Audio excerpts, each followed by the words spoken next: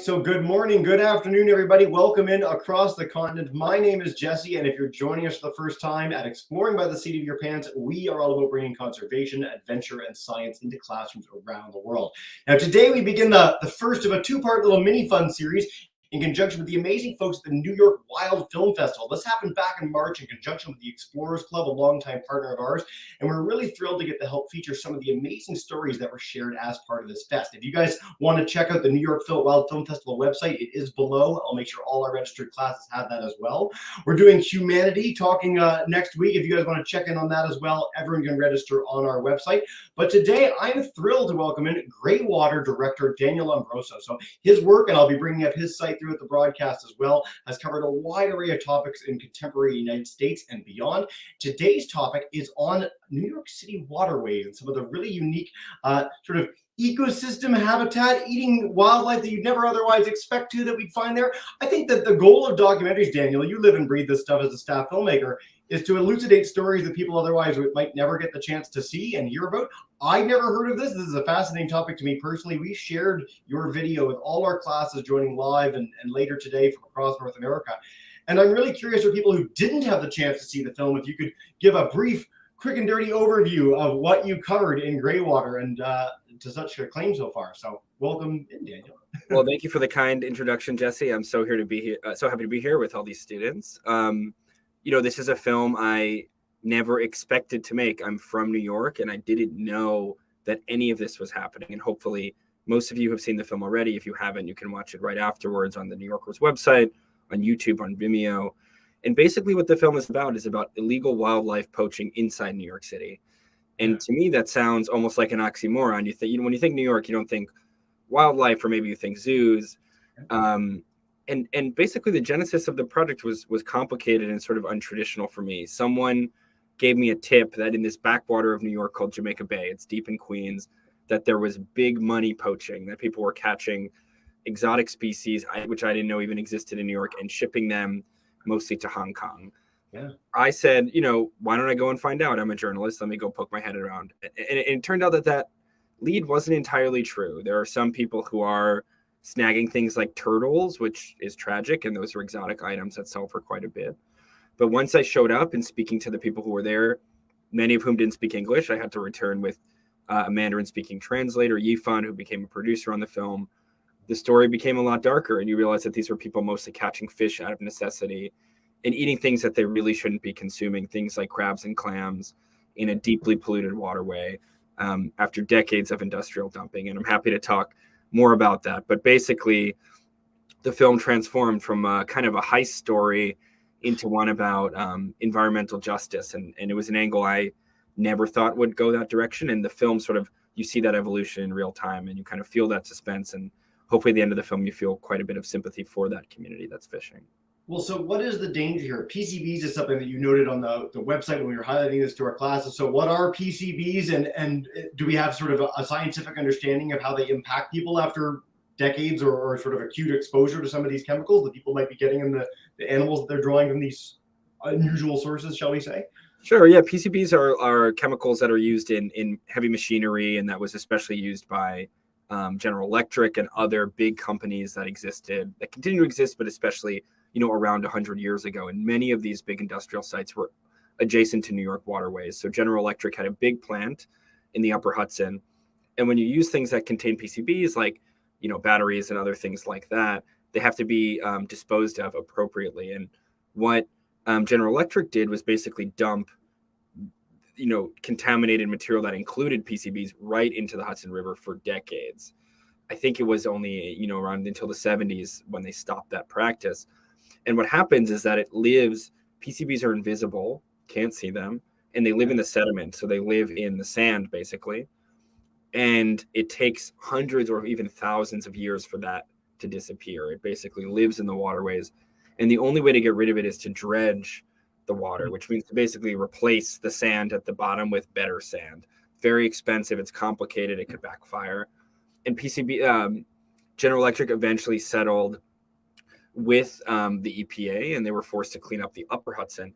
But the mandate actually did not include the Lower Hudson, the part of the film where you see in the film, and there's a graphic, and you see the spread of PCBs down into New York City and Jamaica Bay, and the part around Manhattan and Jamaica Bay was not part of the mandate to clean up, so it never has been cleaned up because of General Electric. And then on top of that, there was just tons of industrial dumping from that era, and you see photographs, amazing archival photographs from the 50s, 60s, and 70s. Jamaica Bay was a backwater of New York City. People would throw beds and things from their apartments. There continue to be waste treatment centers that have been modernized, but at that time they were just dumping feces right into Jamaica Bay. The mafia would throw dead bodies infamously into Jamaica Bay. So these are people who unknowingly in the film are catching fish from that site that is polluted in a dramatic way like feces, but also in this invisible way with PCBs, and that can heighten the risk of cancer. It can cause brain damage, so many things. It can complicate or harm your pregnancy. So it's a really difficult issue. Well, I like that the specific story too sort of elucidates something that a lot of Canadians and Americans are the bulk of our audience today. And I think we grew up in cities or even rural areas assuming that water's clean, air is clean. And that's a fairly recent development in world history to lead to the sort of legislation that sort of cleaned up those bays to begin with, cleaned up rivers, cleaned up our air. But a lot of these sites around the globe were, and still are in a lot of other countries, dumping grounds for all sorts of pollutants from toxins and whatnot. And so this specific story is so fascinating and has this extra angle of people eating the animals from there. Yeah. Did you find people were open about talking about this? Did you deal with reluctance in getting people to share their story? You mentioned that people didn't speak English to begin with, or quite a few of the people you spoke with didn't speak English. How was the presence of a translator? Did it smooth things over? Like from a filmmaking perspective, how long did this take? What was that process actually like to get these stories from people? This was one of the hardest projects I've ever worked on because no one wanted to participate. It was really kind of an investigative film. It's kind of a feat of investigative journalism. And it was a balance because we want to understand what's happening. I want to understand if these people are doing something illegal or not. It turns out that most of them don't even know if they're doing something illegal or not. It's kind of a moral and legal gray area. And even the police who see at the end of the film who are ticketing them don't seem to know their own laws and jurisdiction. There's a lot of overlapping jurisdiction in terms of who should be ticketing and where they should be ticketing and what's the right number of crabs that you can catch. So, there was a lot of skepticism with me as a filmmaker who was not a member of that community. I think it was important to work with other Asian and Asian American filmmakers on the film, and we did.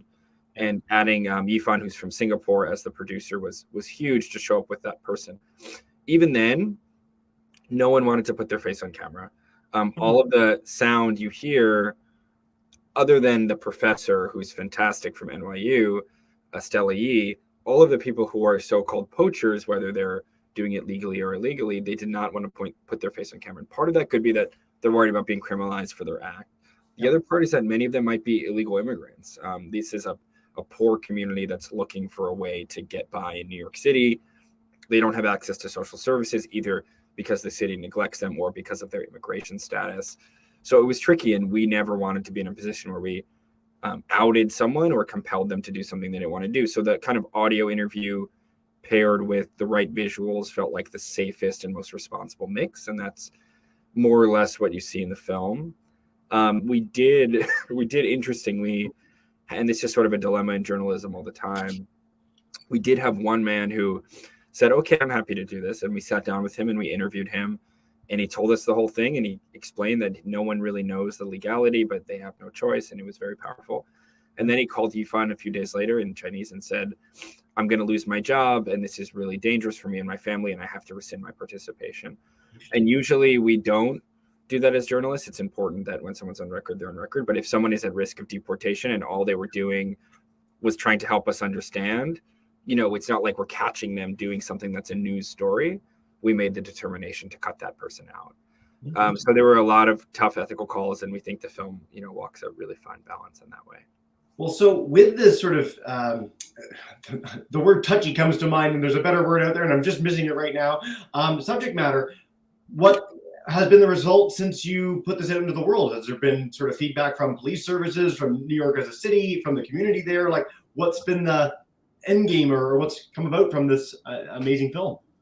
Well, the DEC, the Department of Environmental Conservation, we interview someone at the end, and he clearly he has a tough time. We're putting him on the hot seat, and he tries his best. He's a sweet guy, but I think struggles to articulate what the department's mandate is there. Yeah. It's pretty clear that there's miscommunication, that no one that we saw at Jamaica Bay writing these huge tickets up to $1,000 speaks Mandarin. How are you ticketing, people from a community and you're not even able to explain to them what the ticket is? So we heard from his agency that they appreciated the film and they've learned from it, not from him, but from someone else. We've heard from the Park Service in New York. They did extensive kind of informational interviews with me afterwards to see how they could improve their best practices, which was really helpful. The film has won a major journalism award called the Online Journalism Awards and a Vimeo staff pick, and continues to play kind of in environmental contexts all over the country. And we hope that it opens conversations about environmental justice and food insecurity and immigration, and it, in a way that I've never really done in my work, it sort of weaves together these big threads in a kind of very unusual way with this, unexpected, almost heist story of illegal poaching in New York. Yeah. Well, by the way, I'm so glad you mentioned poaching just as a topic and a phrase in general, because when I grew up, I heard the term poaching and I thought evil people doing bad need to be punished. And I think that was a big feeling of mine for a long time. And as I've started working in conservation storytelling, it's quite fascinating to hear from all around the globe that poachers often want to feed their family. They want to make a living. They're not going out to do bad things. Usually the people that are sort of the darker side to these stories are in things like rhino horn poaching, are people way up the line that are actually buying this product. The people that are actually killing the rhino are trying to survive in a subsistence way. So when you went into this and found out that this was a bit of a different story than you felt, I guess, I don't know, how did it feel? Once you found out that was the story, did you have a new agenda for how you were trying to convey this to the world? Or yeah. It was tricky. I'm not used to like contorting myself so much midway through a project. Usually, with documentary, you never know what you're going to get, but you have some sense. You say, okay, this is a film about, I do a lot on extremism. This is a film about extremism. This is a film about the border wall. Yep. And here I said, this is a film about poaching. And like you, I said, oh, poachers are bad. I'm going to catch these people in the act. And then my sympathy had to change from the people who are calling them out, who I thought were right, the people on the island, who you start with a guy named Dan Mundy who says, oh, they're bad people. And then I said to him, we were spoken to them. He says, no, I wouldn't do that. He just calls the cops on them. And then I said, not verbally, but in my mind, why don't I go speak to them? And that then the thread of the film changes, and it became understanding who they are, their motivations, and seeing a lot of the kind of ambiguity that's there, that these people are, like I said, slowly poisoning themselves without even knowing that. And there's a tragedy in that I think is really difficult to communicate to them, because they just don't know, and the language around this is so poor. The signage is terrible. It just says don't catch clams, but really anything from the waterway is not safe. The translation is poor. It's translating to Chinese, but it's non-specific. It was just a total transformative journey, and I think we also importantly were making this in the post-COVID context, where there were rising anti-Asian hate crimes, where people like our former president would call it the Kung flu, and were insensitive towards Asian culture, or even Stella Yi, the professor in the film, such an important addition. She talks about this history of orientalizing Chinese communities for what they eat, for the way they conduct themselves. So it's important to bring all that nuance into the story. And it was a unique challenge to do that halfway through. And I hope we managed to pull that all together. So now that you've had this really transformative and wonderful experience with this, because it clearly did have a big impact on you, are you keen to follow up with more stories like this? Are there other examples of similar issues in other cities across the United States that you can speak to, or that you're keen to explore? Or is this a one-off, you're done, and back to extremism, as you have covered in some of your longer films? Yeah, I think this is definitely an anomaly for the kind of work I do, which is great. It stretches your muscles. It's a different style than most of my work. It's so much more investigative. This stuff is everywhere. Newtown Creek in Brooklyn, it's a famous creek, is a super fun site. There's many meters of sludge and contaminated material underneath this creek that I walk over almost every day in Brooklyn. It was important in the film to open it up to the international context, and you see that in Russia and Bangladesh and countries that are developing and developed continue to be contaminated waterways, and that poor people are drawn to those areas because the rents are cheaper and it's more sustainable for them to live. when you're looking for cheap rent in a corner of Queens or a section of Bangladesh, you're not asking the real estate agent about the cleanliness of the water. You're thinking about how you can get by. So it was important for the film to kind of open up in that international way. And I think what's surprising for people in that part is you see Russia, Bangladesh, India, etc., and then we return to America, and I try to put them in that context, and you say, okay, we're not that different. I know Canada's a wonderful country. I went to McGill. My sister lives in Toronto, actually, but I imagine there are many sites in Canada that are the same way. Yeah. Well, and I think that what's so important is that you even talked about earlier that we sort of orientalize other cultures and we say, hey, these are different from us. And I think when you grow up, I grew up in Toronto. It was one of the most multicultural cities in the world.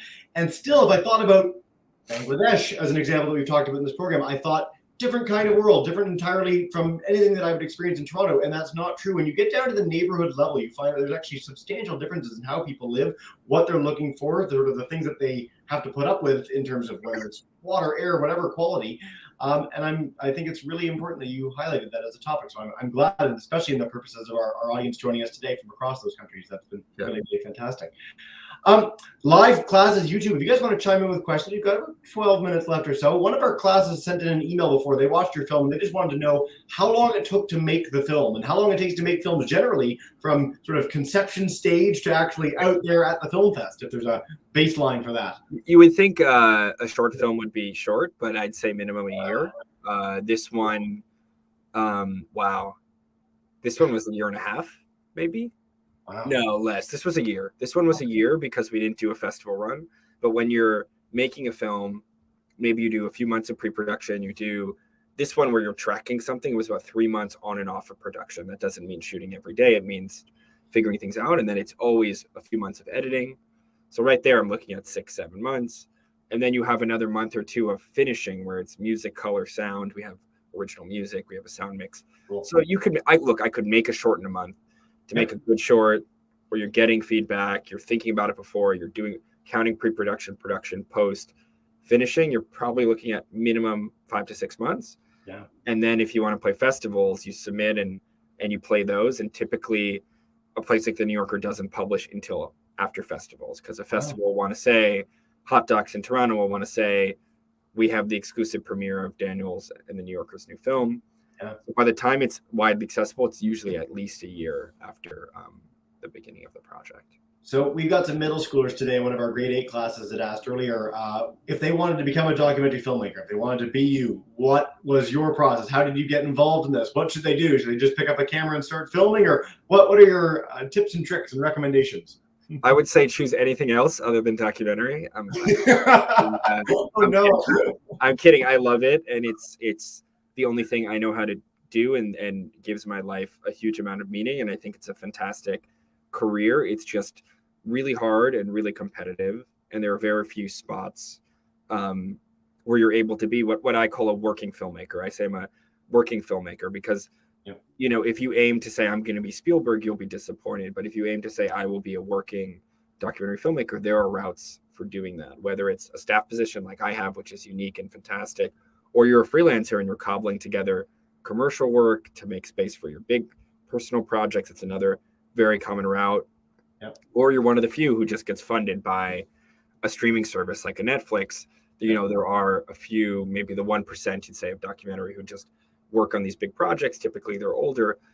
There are routes now for doing that and for making that life sustainable, but it's hard and it has to be a real passion. I started when I was 14 out of an obsession. I didn't go to film school. I just made films constantly since I was 14. I'm now 30. So I guess for 16 years, I've been doing it pretty much every day.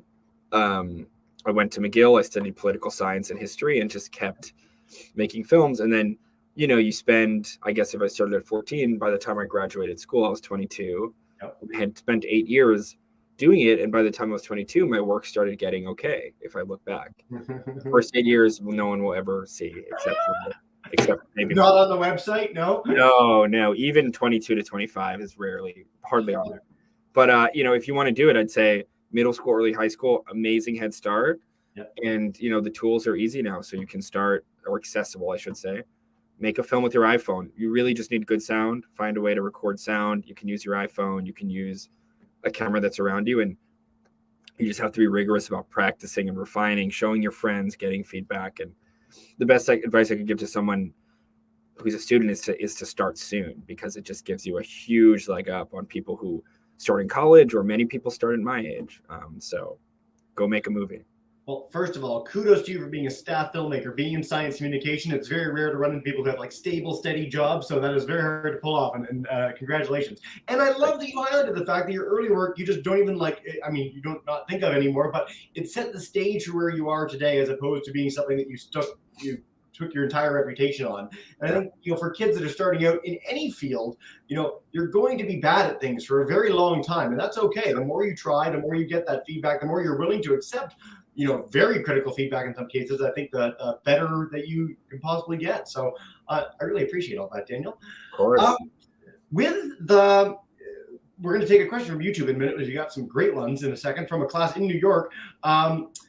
With the people that you're dealing with that are eating things that could potentially harm them, do you make every effort to tell them that they're being harmed by this? And you come in with sort of an objectivity, you're sort of standing back from it, you're taking the story. When you find that out, do you feel an obligation to share that story with them in that way, or how does it actually play out in this case? It's complicated, because when we were approaching those people, we didn't even understand how bad it was. I mean, this issue is so underreported. GE has tried to make it seem like they've atoned, and like I said, they've dredged the upper Hudson.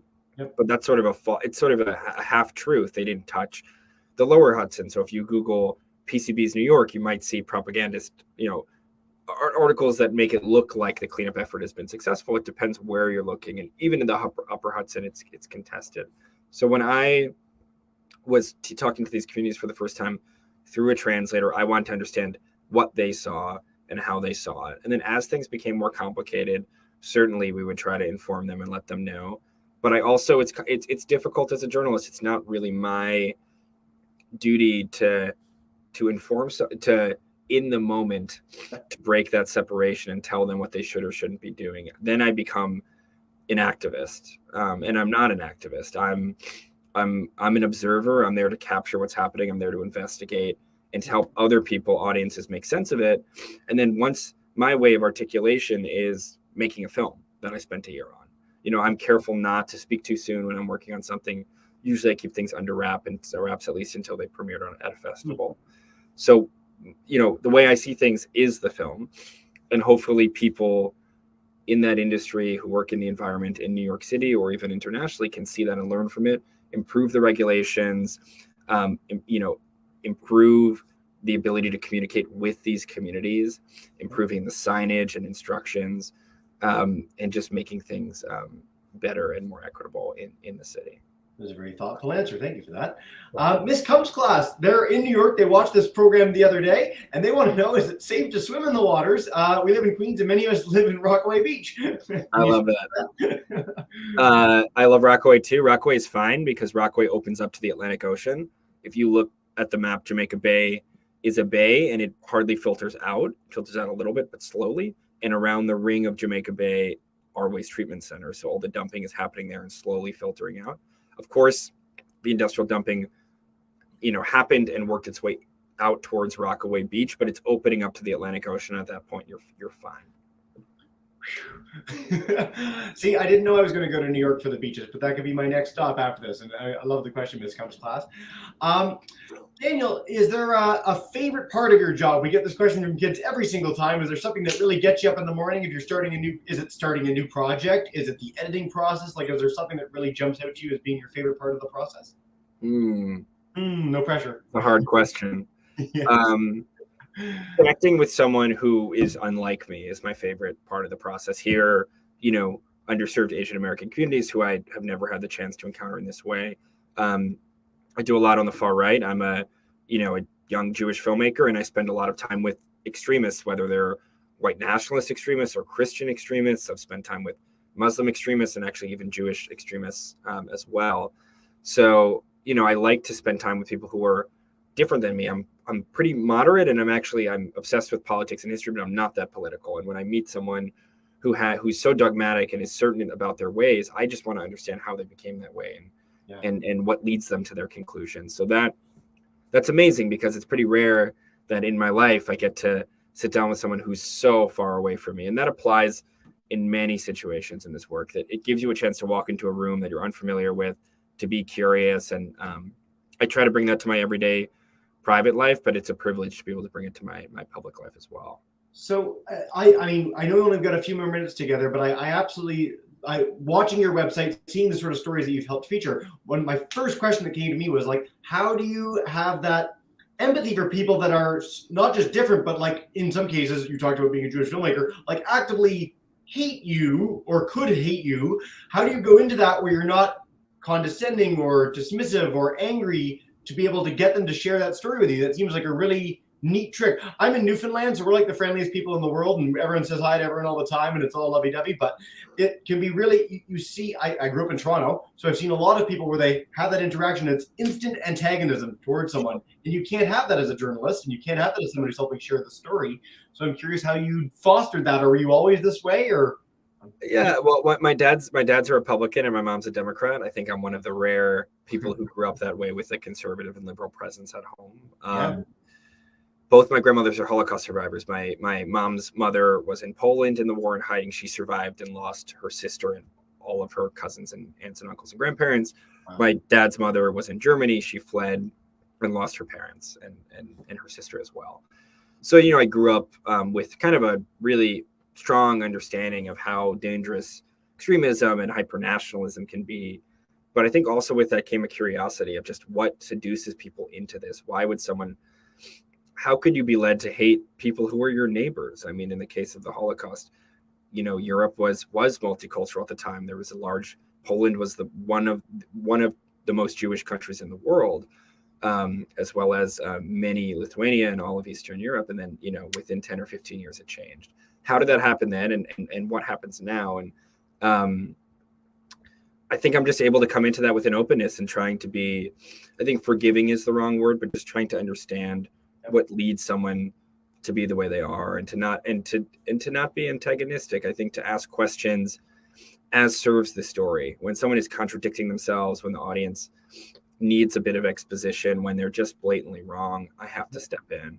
But I see my job as really exposing a worldview and getting intimate with them in a way that people don't have the chance, so that they can I trust the audience so much that they can make a decision from a place of more complete information.